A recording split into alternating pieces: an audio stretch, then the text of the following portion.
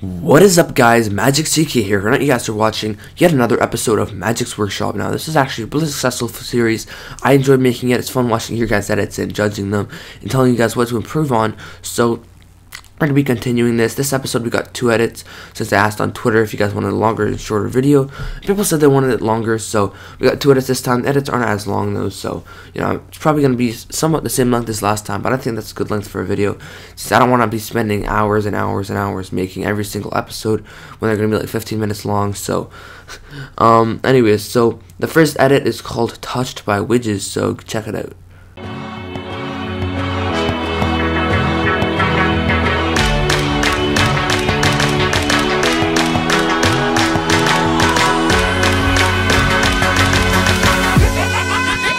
The Jack Refix.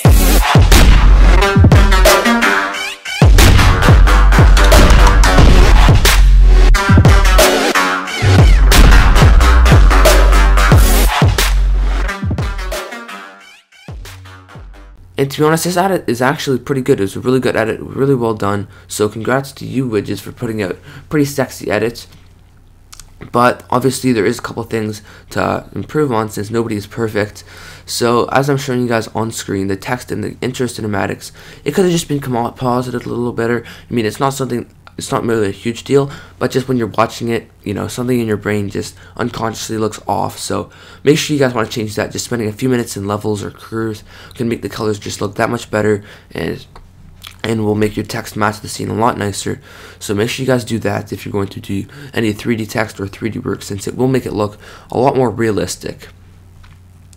Also, in the first clip, or I guess it's only one clip, but in the clip I'm showing you guys, the brightness is just way too much, and then in the next cinematic, the brightness is all normal. So the contrast between those 2 clips is kind of weird, because like in one you have it super bright, and the other it's not. So I don't know if that was on purpose or if you're just flashed or something, but like I said, you're probably just going to want to mess around with that, because it will make your edit a lot better if all the color is the same and matches throughout the entire edit. So make sure you guys are doing that. And yeah, to be honest, that's about it for this edit. What he did really well was the effects and flow. The flow in this edit was amazing, so congrats to you on putting out some such sick flow. To be honest, I really need flow, dude. My flow sucks in my edits. So if you guys are watching that, try not to mimic my flow, because I don't have flow. But the effects were also really good. I remember last episode I was talking a little bit about like making your effects at more advanced, not just doing basic simple effects, and he was doing some really cool effects with the inverts and stuff on the weapons, so that was really cool. So congrats to you on that. Alright, moving on to the next edit, we have Erdl with this edit entitled Gear. It's pretty sweet, check it out.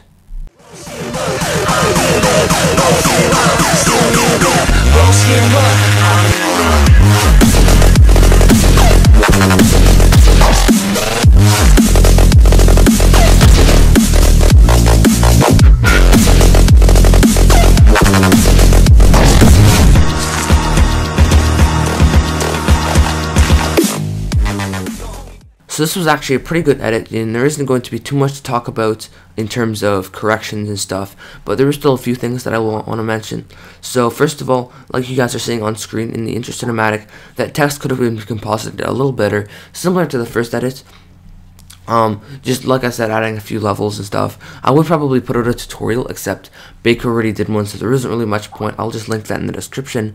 If you guys want to go watch that tutorial, it's actually really helpful, because basically it just explains how to composite text and make your 3D work look super realistic. So, you know, make sure to go watch that if you guys are having trouble with something like that. So the next thing I want to mention is this color correction, and the color correction was kind of bad in my opinion. I don't know what it was, to be honest. Maybe it was the vignette around the edges and stuff, but for some reason I just was not liking that color correction. So you're probably going to want to mess around with that a bit. I can't really give you too many tips, because, you know, I don't really know what's bad and what's good, if that makes sense. I don't know, I'm coming off like an idiot right now, but like, I guess what I'm trying to say is I couldn't just say like, oh, add this color to make your color correction better, if that makes sense. You kind of just gotta mess around and come up with something sweet. I'll probably do a quick color correction tutorial pretty soon if you guys just want to see my color correction, because it's actually pretty basic, and I should probably start making a little bit more creative color corrections. But yeah, mine are all pretty much looking the same for now.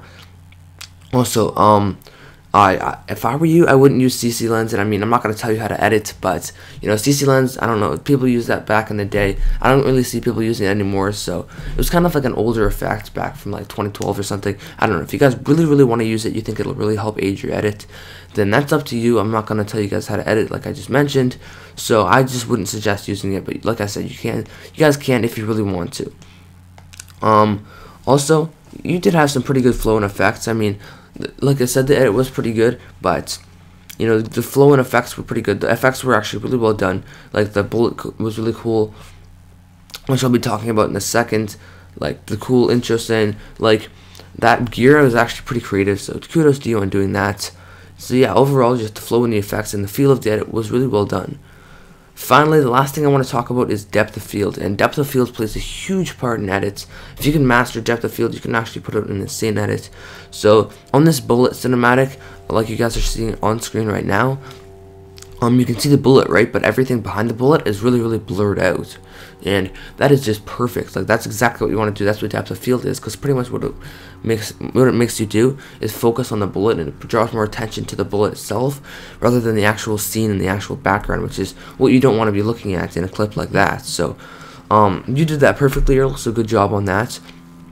And like I said, you guys just want to add depth of field in your edits wherever you can. I'll probably do an advanced depth of field tutorial if you're tracking and stuff, but yeah, that's about it for this MAGiK's Workshop episode. If you guys want to submit edits, make sure to do so in the Google Docs form down below. It's really easy. All you do is put in your name, your edit, and you just basically look at a little check box saying that I'm allowed to use your edits and I can monetize the video. So just do all that. It's really simple, and your edit might be shown in next episode. So as always, hope you guys enjoyed this episode of MAGiK's Workshop. As always, thanks for watching and have a great day. I'll see you guys later.